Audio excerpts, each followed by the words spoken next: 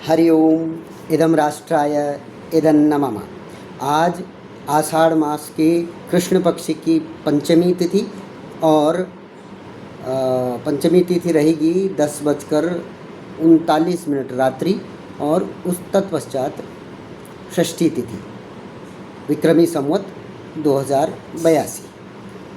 आप लोगों का स्वागत है पथिक संदेश लेख पाठन अभियान के इस नए अंक में।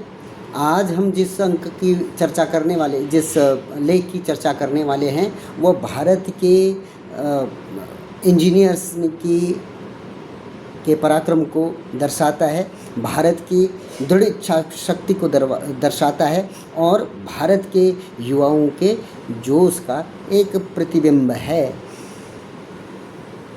आज हम जिसकी चर्चा कर रहे हैं वो है चिनाब नदी पर बना दुनिया का सबसे ऊंचा रेलवे पुल। लेख छपा है इस मास की पथिक संदेश पत्रिका में। स्तंभ है उपलब्धि।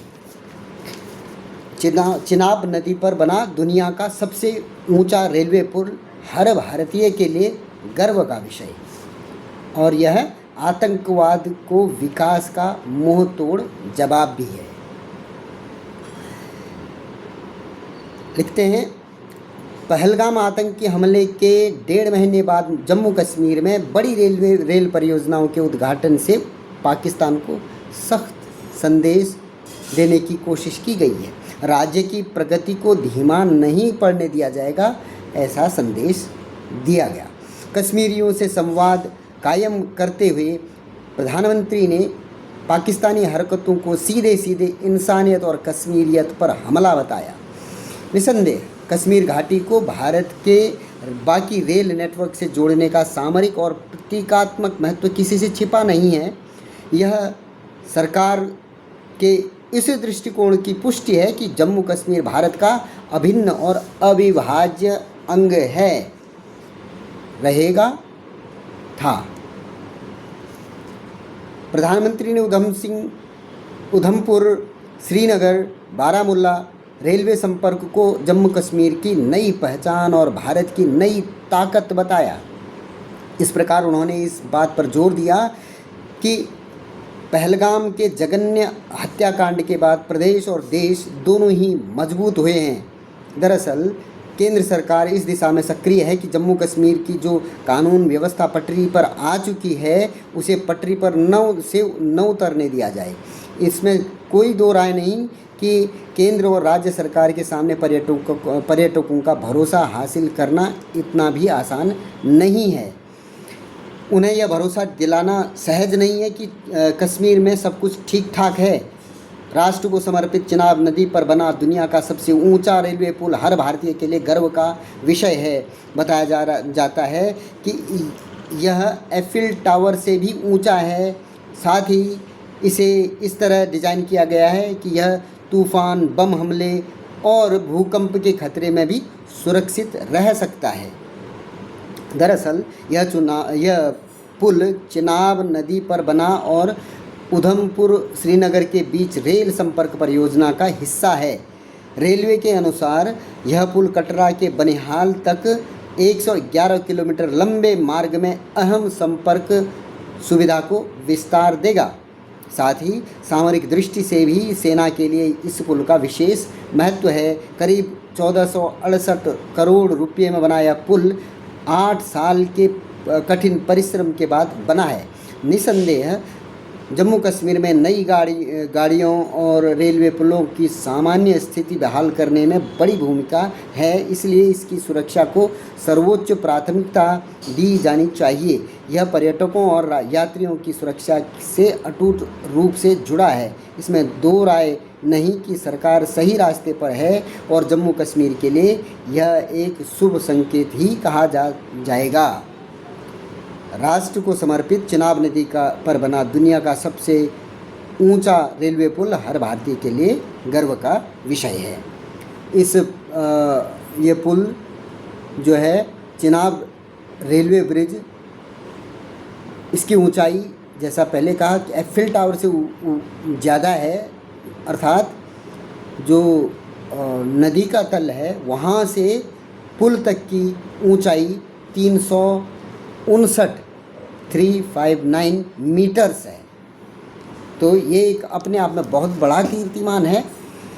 देश के हर क्षेत्र को विकास के इस तारतम्य से जोड़ा जाए और कोई भी हिस्सा ऐसा न रहे जो देश की इस विकास की यात्रा में पीछे छूट जाए। इस दृष्टि से यह एक महत्वपूर्ण हिस्सा है, महत्वपूर्ण परिवर्तन है। ये हमारे उस दृढ़ संकल्प का भी परिचायक है कि भारत अब विश्व की महाशक्ति बनने के लिए तैयार है।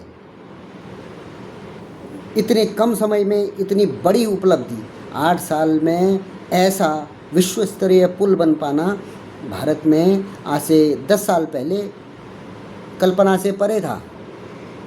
कई प्रोजेक्ट्स हम देखते थे कि 20 साल लग जाते थे, वो पूरे ही नहीं होते थे।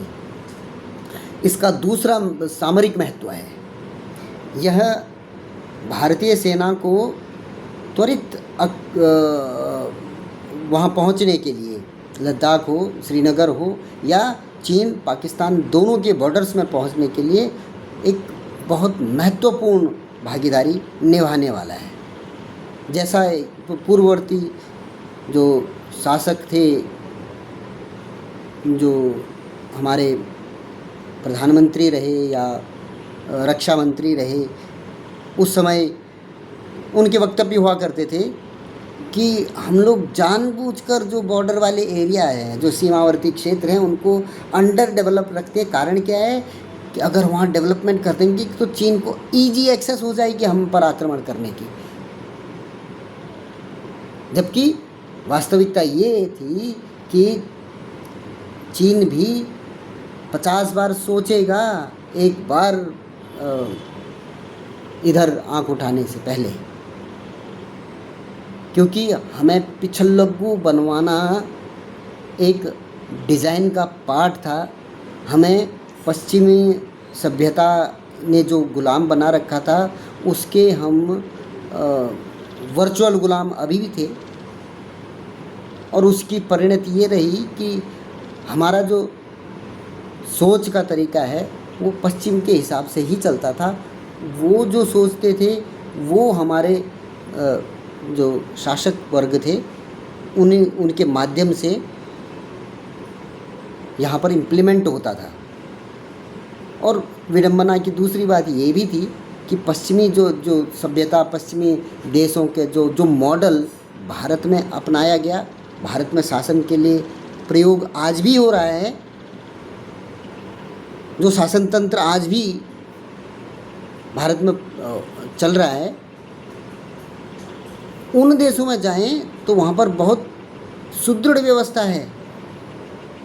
हर चीज़ की वहाँ पर व्यवस्थित करने का उनका स्वभाव बना हुआ है। कारण उन्होंने अपने यहाँ अलग नियम बनाए और हमारे देश में हम लोग जो हैं पिछड़े रहें, इसलिए जानबूझकर यहाँ पर की व्यवस्थाएं ऐसी बनवाई कि हमारे अंदर करप्शन ठूसा गया, भरा गया।